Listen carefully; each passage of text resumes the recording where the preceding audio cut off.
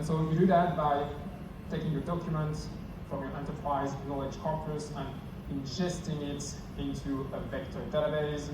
You need for that to split your documents into chunks and vectorize them, meaning you are going to encode the meaning of your chunks of documents into vectors. And you do that leveraging large language models that we call embedding models and store that into a vector database. Why should you do that? Why this level of complexity? Because machines are much better at comparing vectors in between each other to then retrieve most similar content. We also know that encoding those documents in a way that is comparable by the machines is also much more efficient than using typical lexical-based techniques. Once you've done that, you can run through a simple scenario where a user will ask a question to a chatbot application. And this chatbot application will probably be an orchestrator in between the different components. And the first thing that we do is to vectorize the question from the user so that that same vector and its meaning can be compared to other vectors in our vector database. Once we've done that, we can retrieve the most relevant documents or chunks of documents. And before generating the final response, we have the option to add additional context for the response to be even more personalized.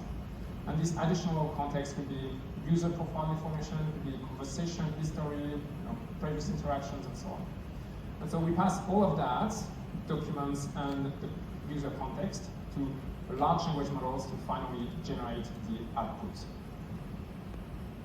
This is now what it looks like with the Elastic and AWS components. So on the right-hand side, you will notice that the level of complexity has been really simplified. You would use the Elastic Learn Sparse Encoder retrieval model to do semantic search on your Elasticsearch index, so you don't have to worry about yourself not doing that encoding using embedding models. And on the left-hand side, you would have, of course, your chatbot application would be hosted on AWS using Amazon Bedrock, which is our secure and managed API services for getting access to large language models. Before double-clicking on Bedrock, I'd like to put it on the map on the AWS Generative AI stack map. Some of you might be familiar with those 3 layers. On the top, we've got ready-to-use applications like Amazon Q, which is our virtual assistant for enterprises. We've got also Amazon Code Whisperer, which is our coding companion to improve developer productivity and that can be integrated into the development environment.